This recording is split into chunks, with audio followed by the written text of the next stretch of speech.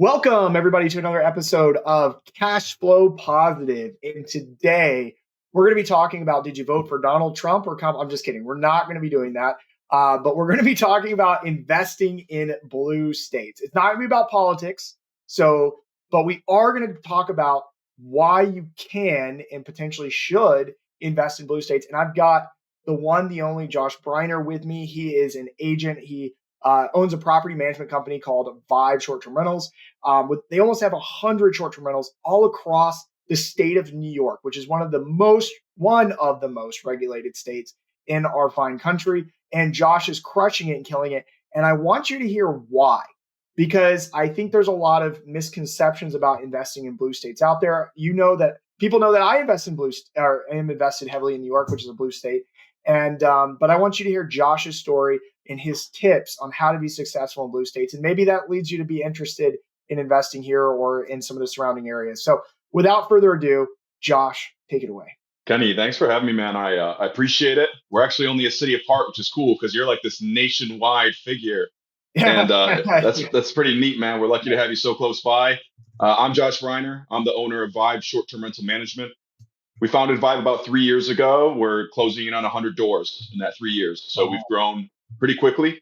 I'm also a realtor that specializes in short-term rental investments, buying, selling, anything like that. That's about it, man. That's me. I'll keep it short and sweet. Yeah, that's awesome. So what areas do you cover in New York? Primarily the Finger Lakes, but we cast a big net. Like I come up by you. I don't have anything in Buffalo, but I have 4 in Orchard Park. That's Buffalo. Yeah. I'll go into Syracuse if it makes sense, but it typically doesn't. And then I wrap up around, Ithaca, and I'll go all the way down to Skinny Atlas. We'll pretty much Canandaigua is like our epicenter, and we'll go an hour and a half in any direction if the numbers work. That's awesome. Random question, did you ever in Buffalo or your Orchard Park ones, because the Bills Stadium is there, do you ever have people who were like booking playoff games like well in advance before you actually knew they were going to go to the playoffs or anything? Yeah, it sucks. Bastards. I tell they go so far out in advance. I had some lady, she did it like 2 years in a row. In the second year, I said, if you cancel, I am not refunding your money. Like, no, we're not going to. Yeah, it's so annoying. She would book for the Super Bowl. Like she would try to like book like if the Bills are going to the Super Bowl and then cancel when they lose. And I was like, if you do that again next year, if you cancel, you're not getting your money back. Like, yeah, because I don't know how much you get, but I have houses that border the stadium. Like it's amazing. It's a 5-acre parcel.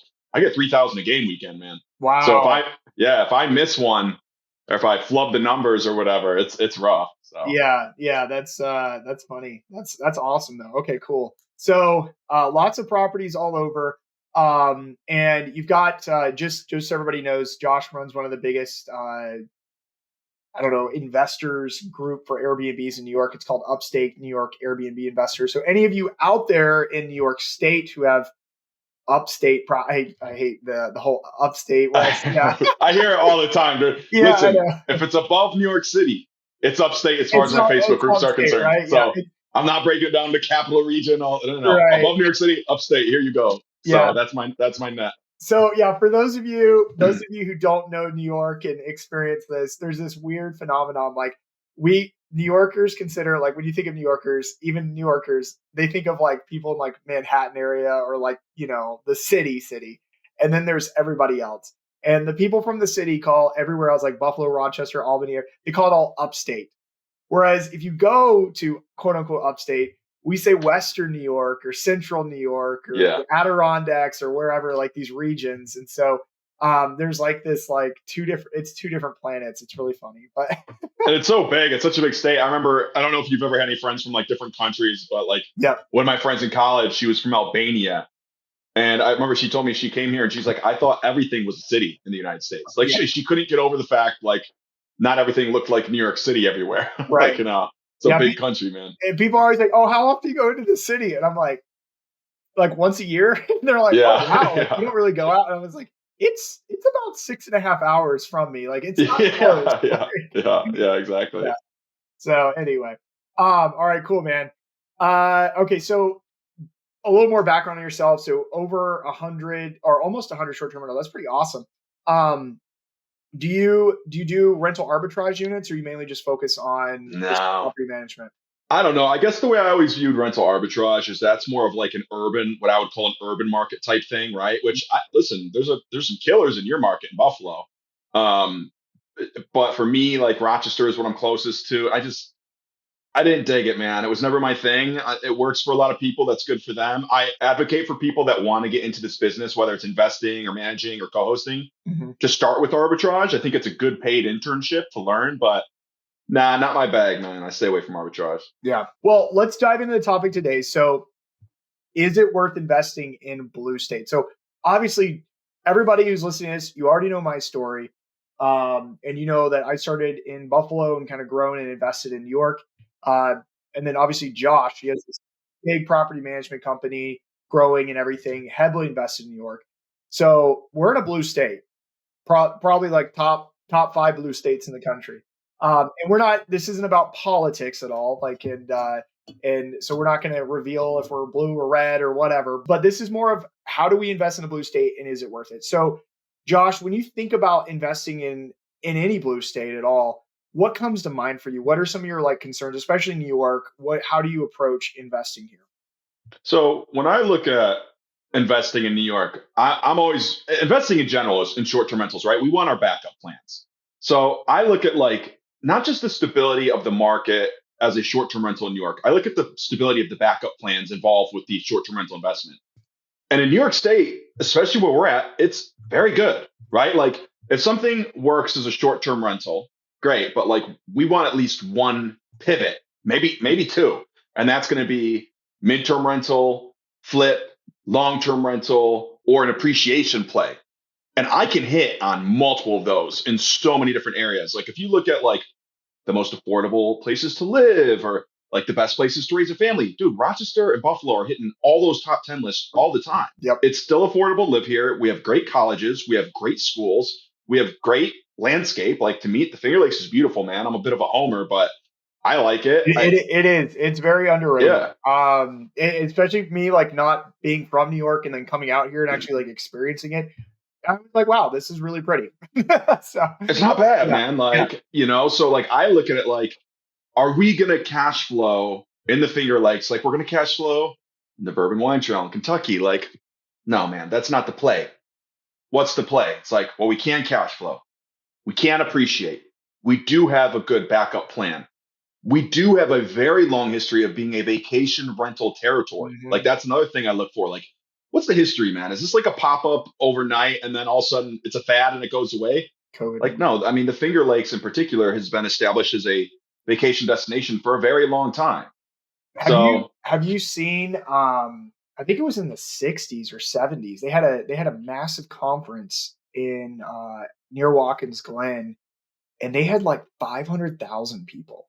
And they took like a photo from like a helicopter of all these people in this area and I'm like stuff like that has been go in this area these areas like you were saying it's been going on for decades, mhm. you know? And so it's been very established in a sense of it's a very regional vacation market. You know, with the city, you know, several cities. I mean, you have New Jersey, New York, Philadelphia, people coming from all Pittsburgh, Buffalo, Rochester, all coming to these regions to vacation and get away or get within driving distance, 4 hours of all these cities. So, So yeah, I'm looking for that drivability. Like that's a key metric when I look at a place to invest in. It's like I think within three, like, and then obviously like the metropolitan statistical areas where we pulling that drivability from. It's like I think we have 70 million people within a 6 hour drive. It's yeah, wild. It's a ton between like New York City, Philadelphia, and then obviously that's going to pull from Canada and stuff too. But still, it's yep, that's true. a lot of people, man. Montreal, yep. Yeah. So yeah, I mean in Buffalo, I would probably say before COVID, 20, I would say about 25 to 30% of my business was Canadians. And then after, I mean, COVID, like, like there was zero. And Yeah. then like once things started coming back to normal, we started picking up again. But I mean, yeah, there's just so many people within like this, like, you know, I don't know, we call it 6 to 7 hour radius of certain areas. I mean, really the whole state that pull in, you know, these major metropolitan not traffic drivers, but just demand, like people, population. So anyway, so obviously that's huge, and that keeps you like, okay, cool. There's foot traffic here, but one of the biggest concerns that people have with investing in blue states is the regulation and frankly that was community sentiment. So how do you balance that? And I'll share my insights too from that and just experiences. But like, how do you balance that, especially with some of the new laws and things that are coming out in New York State? Yeah, I mean, listen, admittedly, there's certain kind of roles I take on in our business, and then there's certain roles that like my partner and my operations manager take on. I'm not as up to speed on the new legislation passed by Catherine Hochul as I might like to be, but I've been briefed, man, and there's some changes. There's some changes. I know we on our end as a management company have to do a lot of new work. Sounds like there's a new like 4% tax that's imposed at the state level. I think it's going to impact people that are running short-term rentals that aren't supposed to be running short-term rentals in certain areas. Because now Airbnb is involved, man. That's bad press. They don't like that. So if Airbnb is going to remit your taxes on your behalf, and they're not going to do it in an area that's not allowing them, right, on the books, that's not everything's up to snuff. So I'm concerned about that. But ultimately, it's an expense that's going to get passed on to the guest. Like, and I say that confidently because the second way I help mitigate against these risks is I don't invest in I don't arbitrage, right? I don't invest in urban short-term rentals. I don't take on short-term rentals that aren't special now. Like you talk about this all the time, Kenny. Like, what's your moat? Why is it special? Is it a super property? Like, I have a few stinkers on my profile still, but when I'm taking on new properties, if it's not something that I can see working in 5 and 10 and 20 years, I'm not taking it on. So, will people spend an extra 4% of their income on a super property that is in an area that is short term rental worthy in a home that is meant to be a short term rental? Like the answer to that question is yes, they will. Kind of stinks. It's going to complicate things, but I'm confident. And it's buying right, being data informed, being cognizant of the regulations in the areas you're investing in. Get on the phone with the code enforcement officers. You know, what's your short-term rental regulation? Oh, I hate those things. They're the worst. We're having a meeting next week. Okay. What's your short-term rental regulation? Yeah. What's a short-term rental? You're my guy. Perfect. Hang up the phone. You got to figure that stuff out first. You have to be very thoughtful. Mm-hmm. You have to work with people that understand this space, man. Like, yeah. The reason I became a realtor is because I was so sick of getting people that came to me and, hey, can you manage this great short-term rental I have? And I'm like, what's great about it? And what makes it a short-term rental? It's not either of those things, like, yeah. And it's heartbreaking, dude, because they just had somebody dupe them into thinking they had the next best thing. And it's like, I don't know what I can do for you, know? So. Yeah, no. Yeah, that's, I mean, I don't know if you know this, but my Buffalo property got shut down. Did it? Why? So the city passed, I don't know, how familiar are you with like Buffalo? Like, like kind of so it was in Allentown. It's like right downtown. This is a sweet location. Yeah. And the city passed some sort of past regulation that said, if you don't live in the county, and if it's a single or if it's multiple units, because it was a triplex, more than 2 units. And what was the other caveat with that too? It was the units. I did like a podcast episode. Maybe somebody can remind me. But anyway, there's just like a number of things. But it's like you can't STR it. You won't get a permit. It was like really arbitrary and stupid. And they were like, well, you can't get a permit right now, but we're probably going to change it in the future. And it's like, it's done. That's too late. Like, I'm not just going to sit on my hands and and so thankfully, like you mentioned earlier, because housing prices are right here, we actually have multiple exit strategies. It makes sense as a long-term rental. It makes sense to sell it and to use the appreciation, which is what we ended up doing. And so it's like there's exit strategies there that I knew about that I could take advantage of. That, when the regulation changed, I was able to get out. But going forward though, do I just like keep chasing areas where it probably doesn't make sense to STR in because of the, community sentiment? Like you were saying, the code enforcer guy, you call me, he's like, I hate STRs. Well, guess what? You probably shouldn't STR there, Yeah, exactly. It's all about like understanding, community sentiment.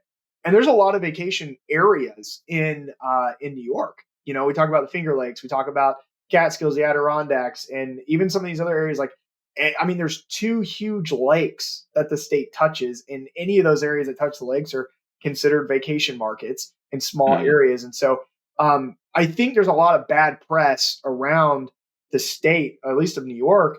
And I'm sure California gets the same hate too, because certain pockets get extremely regulated. Whereas like that's like a small minority of the state, you know? Yeah. So yeah, I don't It's know. hard. It's hard to keep perspective on how. Again, like you mentioned, you're 6.5 hours away from the city. It's the size of a relatively large European country. It's a big state, and it's like you look at areas like the Adirondacks, and people are starting to look and be like, "Wow, like this is sick," you know. And it's like, yeah, it is. It's nice. It's great. You mentioned the Catskills. Like we've been closing deals in the Catskills together. Good freaking market, and you couldn't ask for a better MSA. I mean, New York City is right there. So overall, you know, I'm not looking at this with rose-colored glasses, but overall, uh, this isn't something I didn't think about before I started my business, right? Like we live in New York State now, we know how this goes, Yeah. and I've never been overly concerned. I'm confident. Well, and I think too, one of the things that actually is concern to me is, and I bet I'm seeing in other states and other markets that are a little more lenient on short-term rentals, is it's actually more dangerous to be in markets with no regulation. Mm-hmm. You know, like I recently North Myrtle Beach, which is in this on the South Carolina side, um, they're trying to implement some sort of rule where you can only your STR, if you're doing an STR, it has to be somebody local has to manage it, Mm. and which sucks for people who don't want to use property management. Now, I Yeah. understand there's workarounds like go hire a cleaner and like work all, you know, all this stuff. But like the reality though, like most people aren't going to know that or do that. And if they catch on to that, you know, so it's, but that wasn't a rule and they had no regulations before. They're trying to regulate, they're trying to figure it out. And if you're already there, it's a traditional vacation market. Why would Yeah. you think that that's going to come down the pipeline? Whereas, like, if you're going to some of these other places, like in New York, like, you know, like my property in Watkins Glen, the rules are the rules, and they're Mm-hmm. probably not going to change them. And I say probably, Mm-hmm. like, they're really stringent right now. Like, they're pretty strict. And if you can get in when they're They are. strict, they're not going to make it more strict unless there's like insane parties and all. But they've already gone like to the extreme. And so, if anything, they maybe make it a little more lenient. But right now, it's a very established, and all these towns and villages have made up their minds already for the most part. You know, I get there's some that are small and like figuring it out, but like we don't want to go into places regardless that don't have any rules. And that's what got me burnt in Buffalo. But I saw that coming. That's why I was able to pivot out. But Buffalo had 0 rules when I got in there. And it was fine and dandy for 6 years. And then all of a sudden, you're done, you know? Good run though, and I bet you appreciated in those 6 years Oh yeah, pretty it was substantially. great. It was So great. Yeah. you still made out pretty well, you Yeah, know. like people are like, you know, and I'm Yeah. actually thinking about making a video like my Airbnb got shut down, like you know, like get the views. But reality is like it's okay because, like you Yeah. said, I bought right and I had an exit strategy, and I knew like at the end of the day I could do that. But you can't do that in most markets, most vacation markets now, because New York is so affordable. I mean, the houses here, like that duplex was like 175, was sold for like 375. I bet you did. You know, I like, bet you did, man. that's like those are play numbers, right? Like it's and most people can afford that. And we're trying to get in the space. So now, please don't come to Buffalo, New York, and buy here. Obviously, you can't. You know, for those listening out of state, but the rest of the state, it I wouldn't say it's as affordable as that, but it is pretty close to that, you know, relatively. Yeah. And you can go at different price ranges too. And I think there's a lot of opportunity, but people get caught up in this like generic regulation issue. So yeah. Mm-hmm. Any other thoughts on that? No, man. I mean, just everything you say like screams Finger Lakes. You know, it's we have that appreciation. It's got all like the small towns, real quaint towns up and down the lakes. You know, I have a place for sale right now that's I got it listed at 1.2 million. It cash flows 230 base, has no moat, nothing. Yeah, So I know what you're still talking a good about. market, I'm waiting still for them to opportunity. come down. When they come down I and know get some you are. sense, I'm gonna be I like, know. hey, let's talk. No, it's all right. They're a little bit they're like they're trying to sell it off the purchase price, and I'm like, Yeah. I know it can make a lot of money, but and I'm not doubting that. But there's also is it worth it? There's extenuating circumstances. I'll tell you what, man, talking about Watkins Glen, everything you just said is so true. I mean, I had an offer in with a client of mine on a motel just outside Watkins Glen. And unfortunately, the deal fell apart. But it's like, man, when I find a market that is well established, they have the rules and regulations figured out, and then I can find a way to not like circumnavigate them per se, but like be in accordance with whatever the rules and regs are. I'm like, man, it's advantageous at that point. Oh, it Like it's is. playing in your favor. It protects you. I mean, my 5 bedroom in Watkins Glen, I don't, dude, I made $142,000 on it. I bet you did. I bought it for 350. Oh my God. 2 years ago, not 5 years ago or 6 years ago, but like it's insane. And it's not like, I mean, we're actually we're in the process of renovating it now, but like it wasn't renovated. Like I like am borderline embarrassed to show people, but like the regulation has protected me and made it where like I No don't have doubt. to worry about supply because it can't Yeah. increase.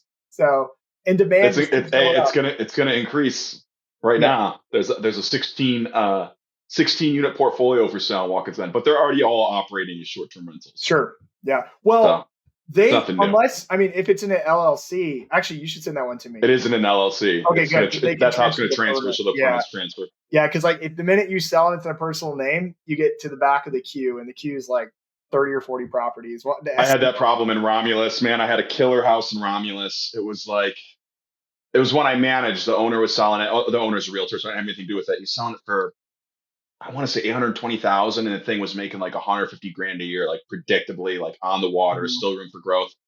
And the permit doesn't transfer. So it's just you're buying a lake house. It can't be short term rental. It is what it is. Yeah, that sucks. Yeah. So lot of those hoops, but I think if you're working with a guy like Josh who knows these different markets and knows these areas, for me, it's like, look, I'm okay jumping through hoops because that actually protects me against market saturation and this idea of, I mean, dude, like it blew my mind a couple of years ago, and I was like, I'm going to put in a hot tub, and there's like nobody had a hot tub in Watkins except for like some like 2 bedrooms. I was like, they still don't have hot tubs. You know, and it's like it's a lake market. How do you not have a hot tub? I tell my clients all the time. I'm like, listen, guys, I'm plugged in to a nationwide network of short-term rental investors, and I'm telling you, there are people out there that are going to come to the Finger Lakes and they're going to eat your lunch. And you are complacent, and you think just because you have a house on the water or you got this that your house is good, and it's not. Right. You know, it's like you have to create a super property, a super experience. I have 2 houses in Canandaigua right next to each other, almost identical comps, same bed, same bath, relative same quality. One here. Both have hot tubs. Great. One's got a barrel sauna. The one with the barrel sauna does $12,000 a year more than the other one. No, there you go. Like, that's awesome.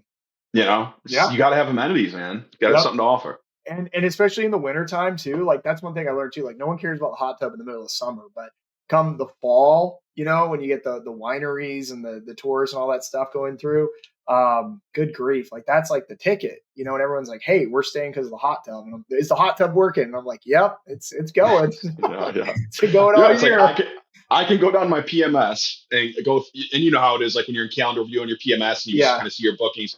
And I know what properties have hot tubs without seeing the names, because I just see the booking. And I'm like, oh, this one's booked every weekend. This one has a hot tub. This one has no bookings, no hot tub. Right. You know, there's exceptions, but pretty much that's the rule. Yeah. This time of the year, at least. And it's crazy because in other markets, hot tub, everybody has a hot tub. Everybody has, you know, I think of like the Smokies, you know, it's like everybody has the indoor pool and the, you know, the views and all this. And then the Finger Lakes, it's like, you know, you're competing against locals who aren't thinking about, you know, national competitors and people coming in and really elevating. So there's a lot of opportunity there. And so when you are working with the right people, I think in this area and you really learn the area, there's some tremendous opportunity for investing.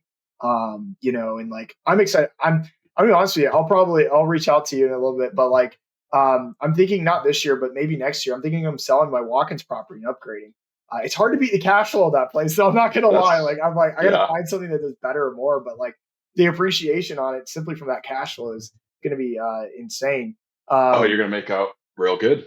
Yeah, you're gonna make out real good, and that's great, you know. And it's like I've got some exit strategies and like that. I don't feel like I can say that for every other market out there, you know? Yeah.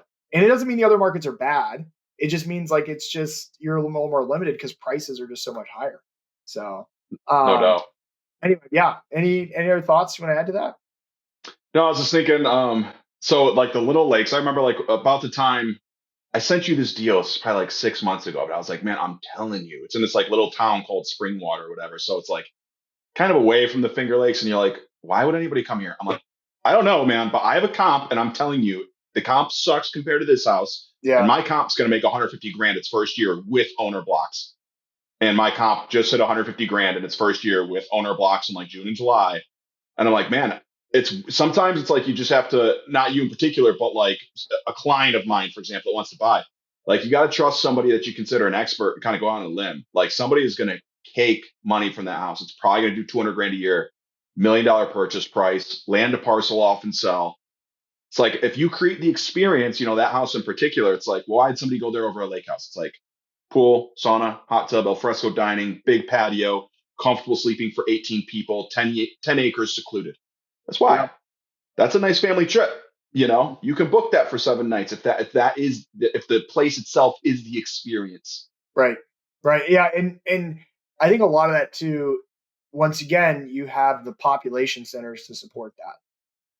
Hmm. You're not just marketing to one or even two, you've really got five or six that can all reach that destination and enjoy that area. No So doubt. that I think that's a huge component of that because I see people try to do that in other markets that are a lot more remote, meaning like they're near, a city and they just don't get the traffic that some of these other areas get, the Hmm. exposure, the eyes on the property. Yeah, no, that's awesome. So let's talk about the future of STR investing, especially in New York. Um, with the new rules, the state taxes and all this crap. Honestly, like I'm not like super stressed about it because like Airbnb kind of handles like they should be remitting the state tax. I think they will be. The Hmm. RVO is a little tricky. You got to calculate that crap, but not. I mean, the guest is going to end up paying it, so it just kind of equals out across the board. I don't like the registry. You have to register your short-term rental now with the state, which is kind of Yep. annoying because if they don't have the same records as like what the city has or what Airbnb reports, technically you get your listing shut down. So it's just more nuisances, I should say. But overall, it doesn't change my outlook on New York, investing in New York in general. But from your side, what are you seeing with the state, and how are you, I guess, protecting yourself and also preparing for the future? So I think, my clients have all heard me say this 100 times. Hopefully you haven't heard me say it, but I'm sure you have a phrase that's kind of like it. If, saturation's real, right? And we should be concerned with it. But if everybody on the street serving McDonald's and you show up with filet mignon, where are people going?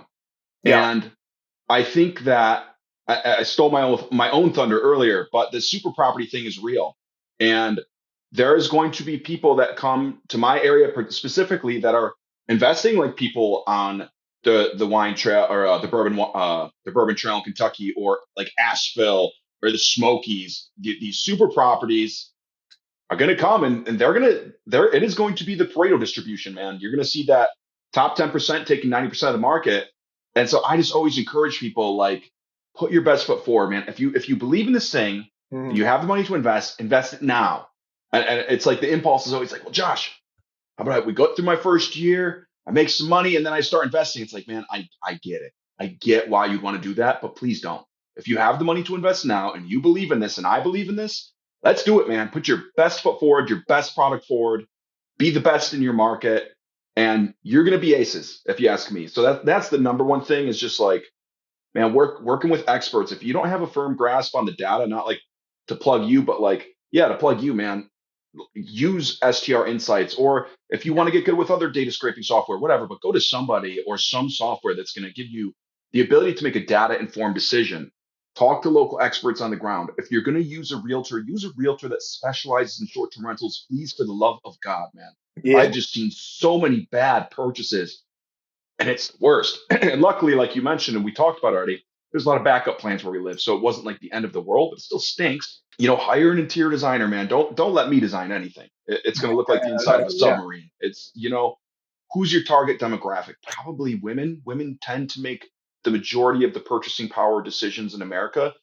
How are you designing your space? Probably in a way that appeals to a woman over a man, whatever that looks like, right? So like get an interior designer, like make it special. What's the experience? Like get a place like Orlando, Florida. It's like got bunk beds and there's Mario above you, and the kids are coming down a slide in the morning. It's like, dude, that stuff matters. All those little details matter. It's the Mm-hmm. amalgamation of all those things together that creates a super property and will protect you going forward.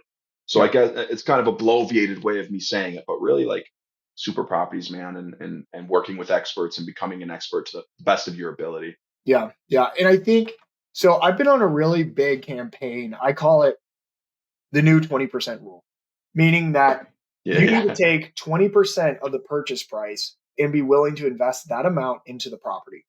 That's a conservative way of what you need to invest. But I mean, that's how serious you need to treat it, you know? Mhm. And that's going to cover your furnishings, amenities, and any renovations and stuff. But like, I mean, depend obviously the property, but like 20% is a lot. Meaning, if you bought a $500,000 home, not including the down payment, you need $100,000 to get that property to be top level. Mhm. Now Yeah. it's conservative, and I'm not like every property needs that or whatever, but you should be prepared to do that and change, because a lot of people go in and they go, Mr. Lender, what am I pre-approved for? And the lender says, oh, I could get you a loan. Let me do some backwards math here. Let me I'll take in your lunch money and all that stuff in, and I can get you a loan for $1 million. And then they go out and they buy the most expensive property up to $1 million, but then they don't have the capital to invest in that Yeah. property to make it a Yeah. super property. And so let's get more conservative on our purchase prices and more aggressive on how we invest into the property. And so, No doubt. yeah, and that'll protect us. That'll also improve value too, I think, of the houses as well that we purchase. So we have better exit strategies. So Yeah, and that's something I really appreciate about you and your team. Because I've kind of hashed out your team's exceptional, man. thanks. The people you got working for you, and I've hashed out like a pro forma with Rachel, Yeah, and it's it's conservative, man. It's not, you're not selling bullshit. It's not rainbows and sunshine. This is what it is, and I'm not going to force you into something where the numbers don't work. right. And that's good. And you're right. You got to have that money ready to go And then when to make the property people good. like, let's take James for example. Hopefully he doesn't care if I dropped his name, but like I'm sure he won't. James, yeah, probably I love. just talked to him a couple of days ago. Actually, I told Yeah, him I was yeah, coming on, so yeah. he'll listen. But I mean, you take his like he's gonna blow his numbers out of the water. I know, I love it. It's His great. place is I amazing. was there the other day. I drove by and just the changes that he's made to that place already.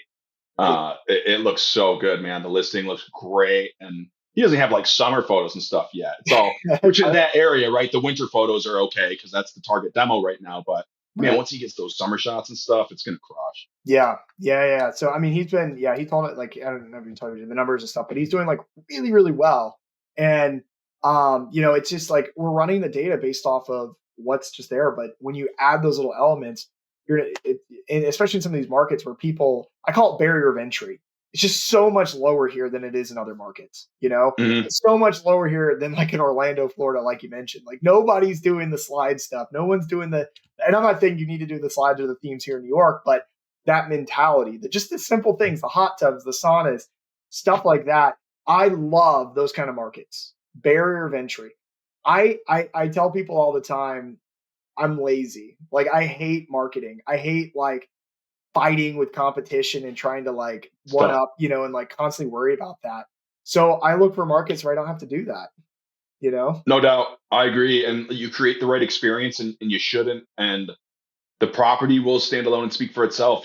My clients come to me a lot and like, if their numbers might be down a little, or God forbid it's February and they don't have any bookings, Yeah, and yeah, like, Josh, what are we doing to market this property? I'm like, guys, listen, like, I obviously I do a lot of Facebook marketing stuff, but it's like Airbnb's Kleenex. They are 92% of the market. Verbo's the other 4 or 5% of the market.